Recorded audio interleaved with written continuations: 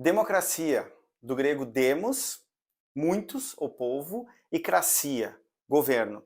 Democracia significa que todos nós, todos cidadãos, independente da raça, etnia, religião, sexualidade, gênero, temos direitos e também temos deveres. Viver numa democracia é viver sob o jugo da lei e das normas, no caso do Brasil, a Constituição de 88. Hoje faz um ano que o Brasil passou por uma tentativa de golpe militar da extrema-direita brasileira, capitaneado por Jair Bolsonaro, mas num consórcio com militares, empresários do agronegócio e neopentecostais, parte dos neopentecostais.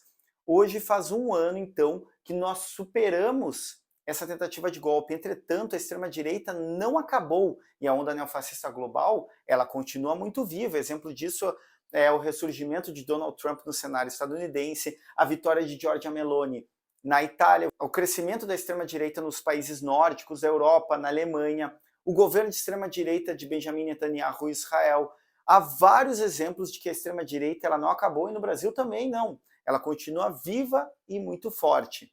A gente precisa fazer algumas coisas para desarmar essa bomba da extrema-direita, do neofascismo no Brasil e também ao redor do mundo. A primeira é a responsabilização. Dos mais de 2.000 presos no dia 8, desses terroristas domésticos que foram esses que destruíram Brasília, 66 estão em processo, 8 foram condenados e há mais de 1.000 esperando os trâmites dos seus processos. Mas isso é pouco. Nós precisamos chegar em quem financia, nos empresários, principalmente ligados ao agronegócio. Nós precisamos responsabilizar os militares. E nessa semana o governo Lula sinalizou que não vai rever as pensões, que às vezes são vitalícias e muito altas, acima do padrão do trabalhador, dos militares, para não incomodar eles. Mas a verdade é que os militares só não deram golpe porque não havia ambiência, não havia ambiente favorável fora do Brasil e também porque só o general da Marinha embarcou, do Exército e da Aeronáutica ficaram receosos e não embarcaram.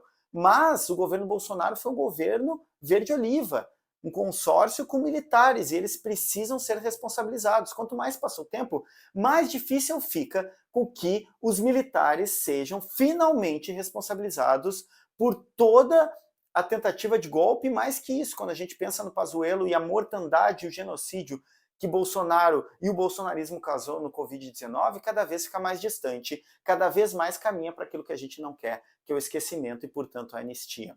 Outra questão para desarmar a bomba do neofascismo, é de uma parte pedagógica, educacional, da gente trabalhar com a desconstrução dessas categorias que o fascismo forma na cabeça dos seus adeptos, que é o outro que causa medo. Eu sempre falo disso. O outro é o comunista, o LGBTQIA+, é o indígena, ele é um espantalho, um fantasma. E quando a gente consegue constituir pontes afetivas, ou quando ele consegue se reconhecer nesse outro que ele odeia, ele humaniza ele. Mesmo que ele não se converta automaticamente em alguém que vai aceitar essa minoria, quando ele percebe que ele tem gostos em comum, interesses em comum, e que são pessoas, afinal, essas que ele demonizou são humanos cheios de contradições, mas também cheios de complexidades, ele humaniza. E o último ponto que é importante, falando rapidamente para desarmar essa bomba do neofascismo, é a melhoria dos direitos e alimentação na mesa.